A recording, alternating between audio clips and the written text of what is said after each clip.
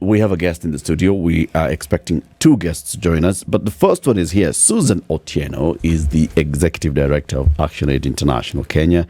She is here. Good morning, Susan. Good morning. Welcome to Kenya's biggest conversation. This is the Situation Room. Thank you very much for occupying the hot seat this morning. Thank you, Eric. How's your Friday? It's good. Cold out there, isn't it? Very cold, but the heat is inside. Yeah. That's it. That's the spirit. That's the spirit. City, why don't you welcome Susan with the day's proverb as we wait for Robert Wafula, who will be joining us shortly. Yes, our proverbs for the whole of this week have been from the Federal Republic of Somalia, otherwise known as Somalia. The oldest man in the family and a midwife do not tell everything they know. The oldest man in the family and the midwife do not tell everything they know. No, that they do not. No. Susan, you hear that proverb? Yes, I hear it. And Somalia is also synonymous with some of the cultural practices. I would believe that's probably one reason why the midwife would not talk of what they know. Yeah. Hey. So what's your interpretation of it? What is it that they're saying? What is the proverb telling you? There are secrets to be kept, and there's a time to speak what ought to be spoken about, and not all the time. Yeah. You know, Susan moved from 0 to 100 kilometers in 2 seconds. She's not like the person who was jogging across the line. No. Here we're still pottering along with, the proverb. Just midwife. No, Siri. Practices. Did it? Okay. It's because I've worked in Somaliland, which on the map and legally it's part of Somalia, but they also declare that they are a state. They are yet to be recognized by the UN and all other bodies. And so I'm quite familiar with the culture. I was there for almost a year. Yes. And the midwives never told you anything, did they? They did say, because it was part of our programming, we wanted also to let them know about the culture and why it was retrogressive and why they ought to stop. How successful was this program? In terms of awareness, there was quite a huge reception. First from the survivors who wanted to tell their story, and secondly from the midwives who saw the tribulations and the suffering that the women went through. You know what a midwife does. Yes. Yeah, during childbirth, and many lost their lives.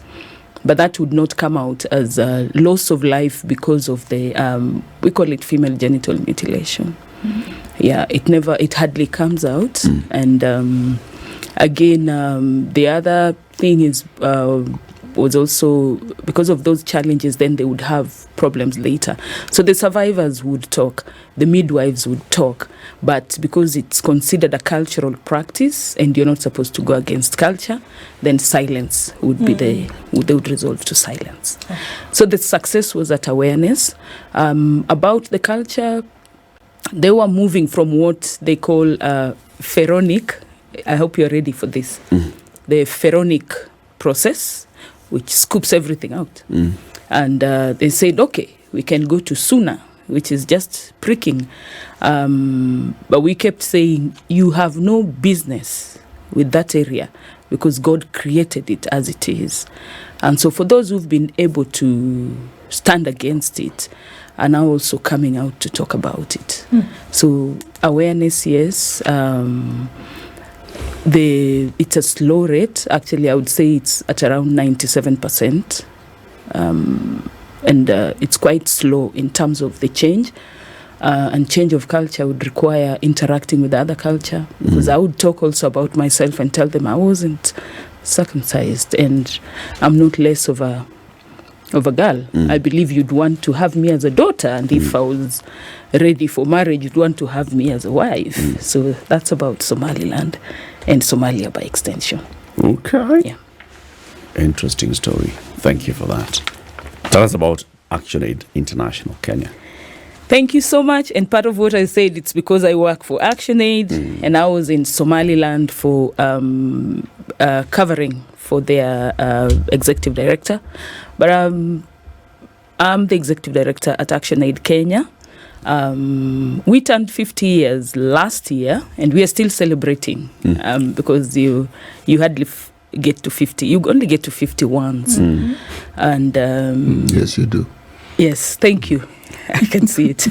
And for us, what's very, very important is to see justice and to see that we are addressing causes of marginalization, but not that we are the ones to do it as an organization. We also believe in the power that is in the people, which is the power that is within. But we also know that when you talk about power, it brings in those who are holding the power and those who are struggling to get it. And it's a process that can also lead to a little bit of conflict. So at ActionAid, we work with the rights holders. We call them rights holders because they have rights that have accrued to them by virtue of being born and being a citizen. And on the other hand, we also have the duty bearers who are supposed to be upholding your rights. So they have a duty of care and duty of to ensure that you attain your rights. So within the last 50 years, we've been able to work with communities in around 30 counties, if I can use the counties. And our approach is to ensure that the communities are able to speak for themselves. They are able to address the government in the day, whether it's the national government or the county government. But most importantly, they're also able to address their environment and what is keeping them in the conditions that they are in. So we started off as an organization in 1972 supporting, responding to emergencies. And despite responding to emergencies, there was no relief. And so the next question was probably it's because of the illiteracy levels. We jumped into schools and started building classrooms. We realized there was no change. And then we jumped into the next one and said, okay, who should be bringing this change? And it was very clear that we were tackling the problem from the wrong angle. And so we started talking to the community members, and they said what they wanted. So you realize that they knew what they wanted, but who was supposed to grant them what they wanted? Then we realized it's the government. And so we started building their capacity and enabling them to be able to talk to the government, to ask for what is due to them. And that's what we do with the women and girls in particular. And also addressing the barriers that are in the environment, that would cause them not to actualize their rights, that would cause them not to enjoy life as it's supposed to be, that would cause them to live in marginalization, cause them to live in injustices. And that's why we exist. So mostly focusing on women and girls. Mostly focusing on women and girls. The varied projects from education to health to environment to... Yes. Education, health, rights, economic empowerment, bodily integrity, where you can say yes and say no to matters pertaining to your body as a person, because it's your right. We're also now looking at climate justice. So you're pro-choice? Sorry? So you're pro-choice? It's a decision that you make. Okay. Yes. We're also looking at matters justice, climate justice at the moment, because we are seeing its impact. For the last 3 years of responding to a non-ending drought.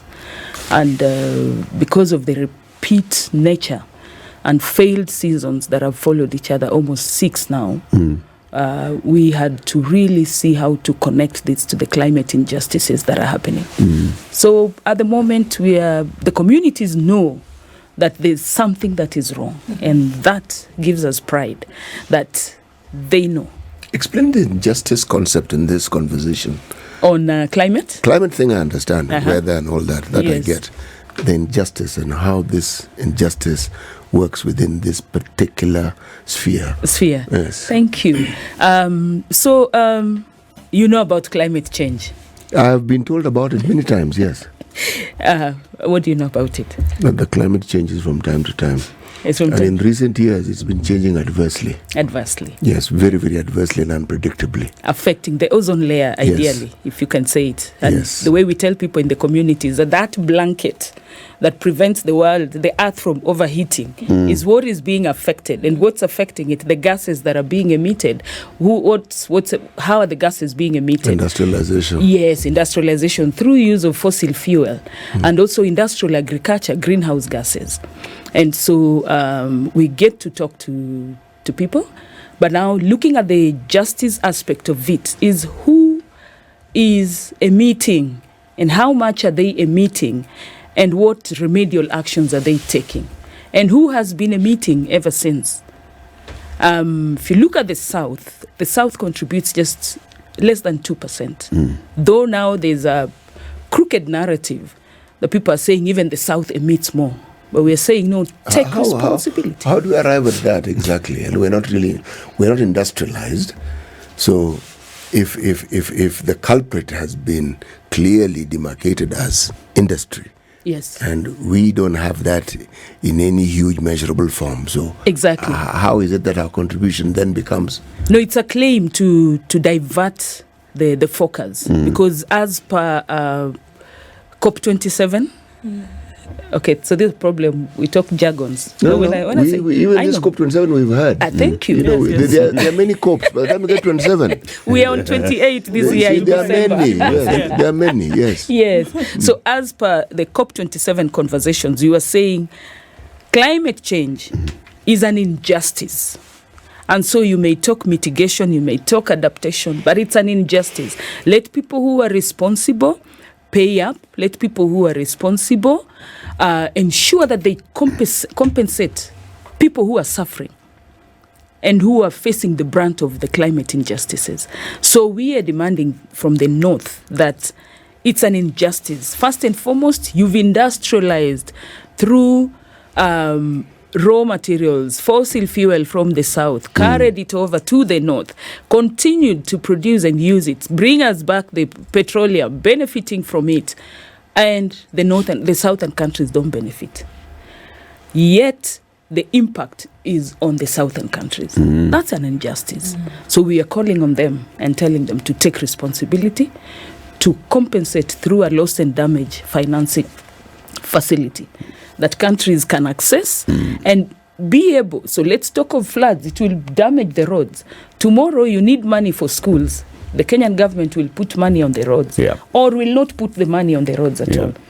Pay up so that the financing facility under loss and damage can be used to repair Can sort that out road. this issue. Exactly. Okay. Yeah. You're also dealing with issues of children empowerment Yes. in this ever-changing world, and there's a program that you've launched, the Big Me campaign. You'll tell us shortly about it. Yes. But first, let's welcome our second guest who's joined us. Robert Wafula is the head teacher at the upper primary Regis school in Runda. Robert, good morning. Good morning. Karibu Sorry sana for mwalimu. coming late. Usijali mwalimu, you'll just go there and you'll see the head teacher Muga. In fact, He'll given send that you it's home. a very cold morning, we will not ask you to partake of what we normally ask our visitors who are late to partake, running around this compound 5 times. You only run around twice. Karibu sana for the conversation. Asante sana. And to this conversation. Okay. But let's start by understanding this campaign, the Big Me campaign, Susan. What's it all about? Thank you. So the Big Me campaign is about starting early. Starting early. And it's a campaign that introduces children while in school to their aspirations, their career, their dreams. And to achieve your dreams, majorly we've seen people who've achieved their dreams, people who've interacted early enough with the people holding similar careers. So if I wanted to be a teacher, many a times it's because I see the teacher in class and I'm able to talk to him and he's able to solve some of my problems and he's able to tell me his story, his journey. But there are those who want to be engineers, but we don't have teachers as engineers or engineers as teachers. So then we are able to create that link But we do it in a way that it also brings in the social concept that on this day, you dress up in your dream or aspiration. So I want to be a pilot. Then I'll come dressed up as a pilot. Already, it's a process that starts involving you, your teacher who helps you to think through it, and your parent who gets you the gears. So already they're part of it. Next, it's also a process that helps the student and the parent and the teacher to walk together through the journey of life. And through this, then they get to hold a Big Me campaign day. But most importantly, in the process, not that what they do is not important, but what the cream, the icing on the cake, is the fact that you get also to reflect and ask yourself, there are some students in this country who cannot dream because they are underprivileged, who cannot dream because they are marginalized, who cannot dream because they don't have the opportunity that I have. So while I'm dreaming about my career, how do I also reach out and help them? And that's why I'm saying starting early to build in the giving culture, to grow it in the children. And so during that day, before the day, they're also able to raise funds with their parents, work with their parents to raise funds. And there's also a competition as you raise. If you raise more, then you're also awarded. But on this day, you come in and we organize also to bring mentors who come to engage with the students to pilot. And I hope one day we'll have one of you coming to talk to them, because many of them also say, I want to be a presenter, I want to be a TV presenter and radio presenter. And so they are able to come and interact with the students. So the aim, ideally, is to connect the children to their dreams and also the reality on the ground. What is happening? While I'm having an opportunity, how can I also work with a child who doesn't have an opportunity to be able to dream big? And so whatever they come and raise, we organize for them a community visit. Right. So it's also a process of working with the school to engage in community development, which is also meant to be part of our career, ideally, so that you're able to give back, you're able to reflect and also understand your environment. Sure. And in the process, they are able to visit a community. You can visit a school in Kajiado. Now sit with those girls and talk to them about your dream and see if they have a dream, or you help them to start dreaming, and the impact rolls over. What it has. Yeah. Robert, how have you been able to see this play out at school, and how have you seen that it has impacted children who are going out into the community, but also for them being able to connect what they're studying with what they actually want to be in the future? Yeah, we've not been very old in this campaign and in our partnership with ActionAid.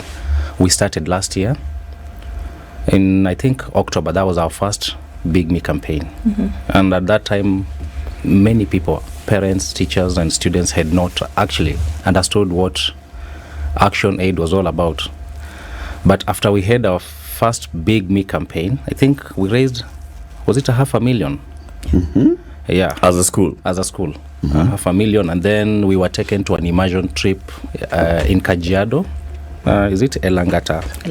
Elangata, yeah. And yeah, that's when teachers saw the reality. Immersion trip? What's an immersion trip? Teachers and parents saw the reality. Oh, it's such a beautiful thing. So this year, we had our second campaign, Big Me campaign, the 26th of May. And you can't believe it. This time we did better because of having understood how girls out there cannot put food on the table, how girls cannot study in good environment, and how, people are suffering out there. So because of that understanding, we were able to raise 3 times our initial contribution, 1.5 million. Yeah. And ActionAid came in bigger and even, can I say better?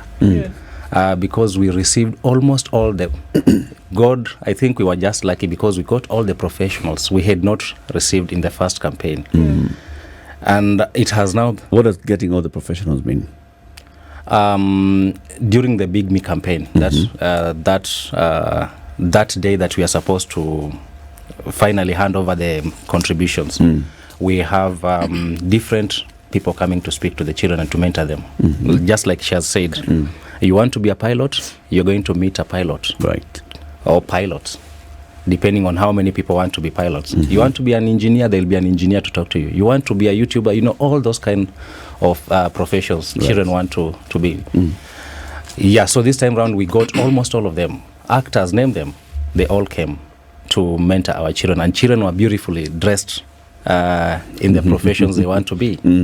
And it didn't stop there. It's like last Friday, ActionAid sent us more professionals. To them, it's a journey. They don't believe in a one-day event. They believe in mentoring children. Children easily forget. So that child who wanted to be a pilot, probably in the last campaign, will change to be a YouTuber because they have not been mentored along the way. Right. So they even made it better. It's a program that we have started, and our children and parents are very happy. We have seen the impact. And now what we are doing, when schools close, we take children, we attach children. We have actually introduced a program, I just forgot its name, I'll tell you, where children are now attached to the different professions they want to be, courtesy of ActionAid. Those who want to be pilots, we link them to JKIA or Wilson Airport. They go and work there so that they understand the intricacies of being a pilot. Being a pilot. Okay. Yeah. The next one, you should ask those who want to be teachers, come fashion icons, come radio presenters, come newspaper columnists. CT will come. He's all those in one. You're welcome. You're welcome. And let them dress like this. Oh, sure. All right, let them have a beard as well. Let them also have a beard. There's this term you used, immersion. I understand the word immerse, but in this context, what does it mean? Yeah, just like Susan had explained, it's getting yourself from your comfort zone and going to experience the reality of life. Because I think we've been in this country and we understand. Sometimes you do these campaigns and you don't understand exactly what happens on the ground. So for you to support a school in Elangata, in Kajiado, and for you to support even in bigger and better ways, you'll have to understand what exactly it is that you're doing. So you go and immerse yourself and feel the reality on the ground. If they're talking about lack of food, you go and feel the lack of food there. If they're talking about lack of toilets in a school, you go and see the reality, lack of toilets. So you go there and then you adopt a project that you'll take care of. That is the immersion. So do you immerse yourself for several hours, a day, a week, a month? How do you, because to be able to experience what these people experience, if you're there for a day, it's a flying visit. Yeah, thank you. Yes, please.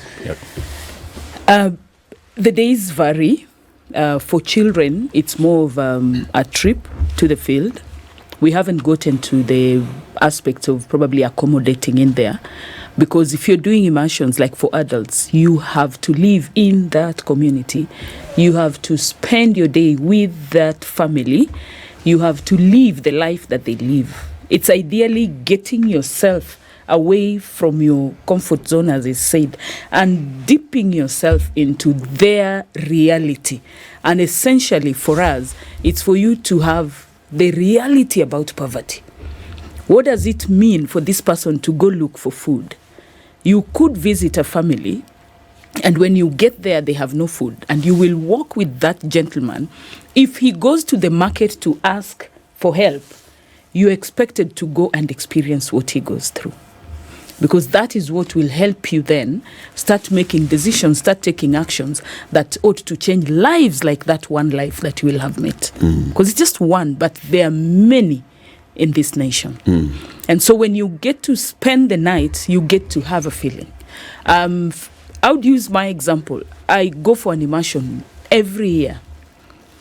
and I have to spend a night or two with the family. And if they will be staying hungry that night, You stay hungry. I can stay hungry, but if there are children in the house, then I would offer that what can you buy in the immediate? And she'll tell you, I'll go to my neighbor who will pluck for me vegetables, and then this boy will go to the posho mill and grind maybe 1 tin of maize. And that's what you do, because you're going there is to experience. So you don't alter the environment before you experience it. And now you're able to see probably the power of 100 shillings in this family. Yeah. That probably to you, it's something different. Susan, does the immersion happen the other way around as well? For them to come in. Do you host? When we host them, we call it an exposure visit. Because we do it also with the aim of changing and exposing them to what life ought to be. So when students from Regis go to Elangata, they are experiencing what these students are going through. When the students from Elangata come to Nairobi, we now tell them that this is how a school ought to be. You ought to have sufficient classrooms, sufficient number of teachers. Now it brings in the advocacy component. Actually, advocacy. Okay, go on. Yes, it brings in that advocacy component, and you're able to tell them that the government is supposed to ensure it is your right to have adequate classrooms, a good number of teachers in the school. And when you do not have it, this is how you go about it, by asking for it. So they have their lived experience, and then they come and experience what having a full-fledged school with good number of classrooms, nice toilets, number of teachers who are well educated, who are spending time to teach you, and they are able to go back and put that demand to the legislatures. I want to ask a few more questions on immersion, because I think this is the crux of it, isn't it? Yes. Because you can have the campaign and people can go for a visit, but in terms of the impact that it has on lives, especially then we're talking about what is your dream later, what is it that you want to be. I'm curious as to, for the children, what effect it's had on those who are visited and those who do the visiting. What have you seen has changed in their lives because they've had this experience? One would expect, obviously, for an adult who does not have a struggle having 3 meals a day, would be able to see a very different world immersing in a situation whereby people have to count, what you can understand the impact that would have on you in terms of gratefulness and then, gratitude rather, and all these other things. But for a child who is still in the formative years, understanding privilege and lack of it, what impact have you seen that this campaign then has on their lives, and how have you seen when they come back to school the decisions that they make or how different that they behave? Yeah, our students have not had an opportunity to have an immersion trip. We have planned one on the 9th of September. Okay. Yeah, this year. And probably that's when we shall start seeing the impact. But in our small ways, we've, as Regis, we have adopted 2 schools, 2 slum schools that we've been working with. And we have carried quite a number of community service projects with the 2 schools. Hope Huruma in Runda, and there's one in Githogoro called Brilliant Junior Academy. Maybe I can respond in regards to what we have seen our kids experience in those 2 schools. For the last 4 years, our school is just 4 years old. We've worked with Brilliant. We just adopted Hope Huruma the other day, I think 2 months ago. Children who used to feel entitled, children who live in Runda, children who live spoiled brats. Let's just call them. Couldn't understand that we have children of their ages going through deplorable life and stuff like that. Yes. So once we started that program, we've seen the behavioral change. We've seen children coming with the clothes that they don't use at home, not even forcing them. a child will just come to you, teacher, when I visited Brilliant, I realized there was a girl who didn't have this. Right. So I've brought this. I talked to my parent and they have given me this to bring to them. So we have seen quite a big change, even in adults, the parents that we have in our school. Just like you had said earlier, there are people who have never known what it means to lack food. Parents have also been part of this campaign. Others have actually come up to help the school. Like I have a parent who has been giving teaching aids to Brilliant Academy for the last 3 years, because this is somebody who had not been exposed to such conditions. Yeah. So we have seen the buy-in, we have seen the understanding from both parents and from the children. Yeah. You know, oftentimes in this room, we sit and we have conversations and we say, well, you know, there's a lot that needs to change, you know, the moral fabric, and, you know, start asking questions about, okay, how do we do this? How do we get the change? And you know, CT professors, a lot of the time that, you know, children of school-going age, if you start to inculcate some of these values into them, you'll be surprised at then what you'll be able to do. And we're not even talking about when they grow up, but we're talking about, because look at it, a child who has gone to visit another already has that change in their mind that, hold on a minute, I can actually do something as an individual that is going to impact the life of somebody else. I can behave in a certain way that will change somebody else's existence. And so the community idea starts to form in that child's mind at that time. Do you then see this as a way where this could be done on a larger scale? And we're not saying go blow it out of proportion, but we're saying bit by bit, that is how you start to chip away at these things that we are seeing are bothering societies today, bothering governments, bothering countries. Because children will impact when they go back home, they'll have a conversation with their parents. They will come to school, they'll have a conversation with their teachers. They will have a conversation with their peers. And slowly, would you see that it would be something that would use to chip away at this issue? Thank you. Just to correct that, they are not spoiled brats. What would say they are children who are yet to appreciate availability or yet to experience lack. Let me use an example. Notre Dame. They also went to Elangata was in Kajiado. There were 26 students. And when they talked to the students, when they came back, the very first thing that they were talking about, actually when they were going, they were very happy. But when they were coming back, when they were coming back, it was more of reflection. And by the way, this is what we do when we travel. We don't just travel and use people sleeping and waiting for the person driving to tell you we've arrived. We always have a topic to discuss.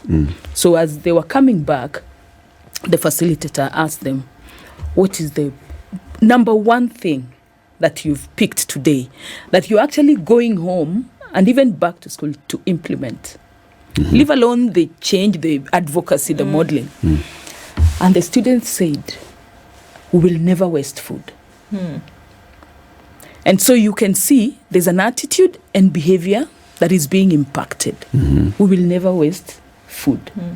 If you blow that into a bigger action, it's like saying, the cake is big and it's enough for everyone. When I'm an adult, we can all share in this cake. I don't need to pull everything to myself simply because I'm privileged. And you can relate that to probably what's happening in the country. Why are we corrupt? Why do we want to amass all the wealth to ourselves? Disenfranchising others. There's no problem. Get wealthy. But let's nobody be disenfranchised. So don't let a school miss classrooms because you're in charge of funding. And so when these kids are able to go back, and I just wanted to respond to what's the impact to this child from Elangata. When they go back, these are stories that they're able to tell their parents. But we also work on building spaces for children for public participation. Recently, we attended the Children's Devolution Conference, and children came from all the 47 counties, and they were able to articulate themselves. We want space created for these children because they will tell you a good school should have this number of classrooms. Right. A school of this number of population should have this number of teachers. They now know, and when you expose them, they start learning that actually I can speak without being condemned. But their actions has to be coupled with I would call it a higher level engagement. The immersions don't only happen for the students. In 2017, I went for immersions with the then head of, it was DFID, FCDO, now they call themselves, the head of DFID. And I went with Pete Voles to Korea. And he spent a night with a lady who had also gone through a cultural process. In Korea, there's what we call nyumba mboke. If I'm a woman, I'm rich and I can't get children, I marry another woman. She comes and bears children for me. I'll decide the men who will sleep with her. So it's cultural. You address all those. So you can imagine how these children are growing. Pete stayed in that home. In the morning, he woke up, picked his soap and his towel, and they went to the river to shower.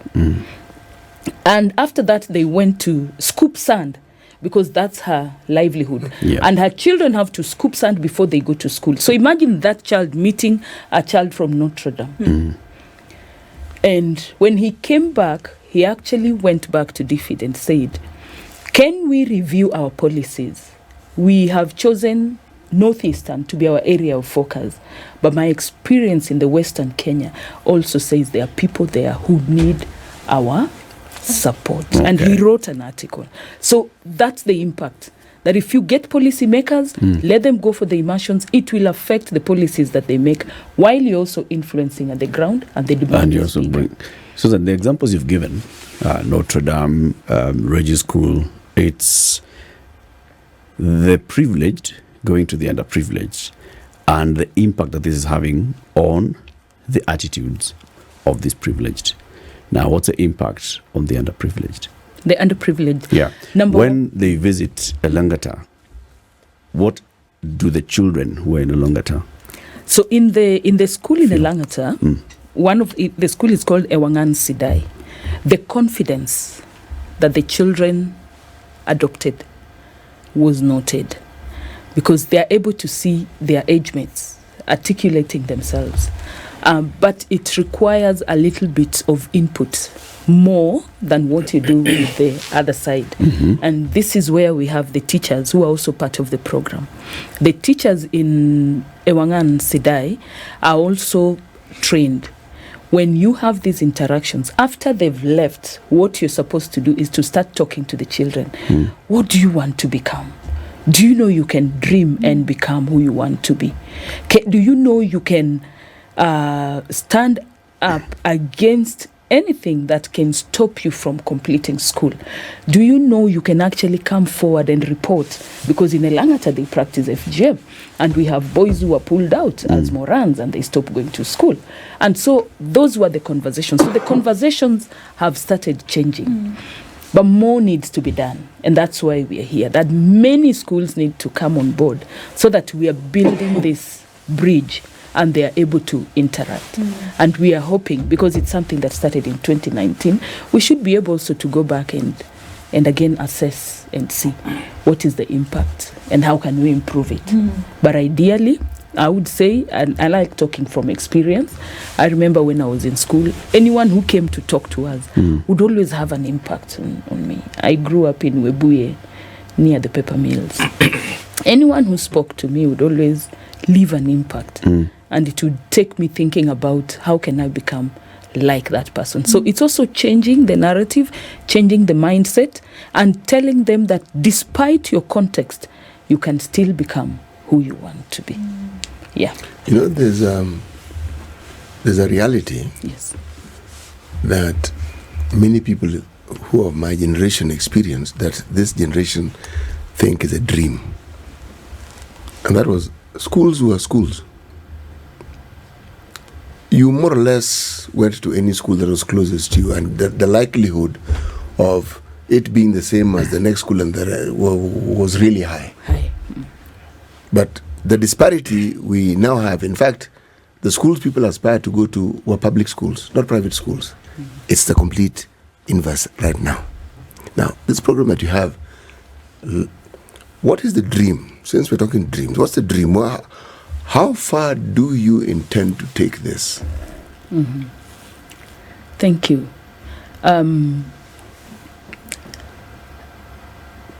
We have a country that has both the schools that we're talking about and also public schools. We would like to see the Big Me campaign in all our schools, number one.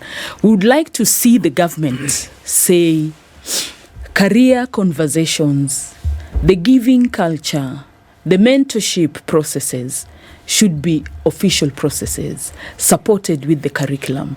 The giving culture should even be embedded within the education system. Because if you look at countries that give, they start early. They talk about it early enough. And these are the children who will grow up into adults like you and I and will be struggling to support somebody else. You know, at some level, I feel, Susan, you're fomenting revolt. Oh, really? Yes, but the good variety. Yes, the good revolt. Yes, it's a good revolt, a good revolution actually, because as Ndu mentioned, there's hardly any conversation we have here where I don't ask, okay, now, have you introduced this thing to the school children? I am a teacher, so it's a question I always ask, because if these young people get to understand and are able to stand and question things, because that seems to be the missing nexus in our conversation. Exactly. The Constitution gives the citizen the right. The citizen does not take up his right. His rights, yes. Okay? His whole inculcation, induction, and his whole approach to life is one of silence. It's called passive-aggressive. You're feeling angst, but you simply keep quiet about it. Exactly. And you find other ways of letting steam off. But if people can talk about it, it means the leaders can be held to account. It's something we don't do. If leaders are held to account, the very thing you're saying will become a reality. Because they will know. Exactly. That if you don't do what you're supposed to do, you are not going to get away with it. Yeah, and to agree with you, because I still want to use the school in Elangata. Yes. When the classroom was built by Notre Dame, the following year, they were able to talk to their member of parliament through the CDF office. And they said, this classroom was built by this amount. And remember, it's brought in the children, the teachers, and the parents. This classroom was built by this amount. Even you, if you allocate, you can build the classroom. Simply allocate and we will have more classrooms. And they received classrooms from CDF. Yeah. So I want us to see how, we call it the theory of change, how it's molding into bettering and improving lives and getting people out of poverty and getting people from marginalization and injustices. Because unless you speak, that person who's holding power will continue sitting on it. Something has to happen to shake them. Yeah. It's called shaking the tree. Exactly. Something has to happen. And when you question, it starts happening because you prick people's conscience. And they are able to go back and say, if I don't do this, these people will expose me. Tomorrow, I'll need to go back to parliament. These are the parents who are voting. And so our programs, even if we work with the schools, they don't end with the schools. If you gave us money today, which I pray Spice FM will give us, for a classroom, we will bring in a component, which is, we call it the software. So building the classroom is hardware. The software component is to bring the parents into the process and say, you have a right, you can go and ensure that you've prioritized your needs as a school and follow the budgeting cycle. You know, right now, the annual planning is almost beginning. But people don't know, then they will wait to say, you are not building a school. So we teach them, they get into the process, and they are able to engage. Very good. Yeah. Very well done. Susan, asante sana for joining us. You too, Robert. Susan Otieno is the Executive Director of ActionAid International Kenya. Robert Wafula, Head Teacher, Upper Primary Regis School, Runda. This is the Situation Room, the only way to start your day.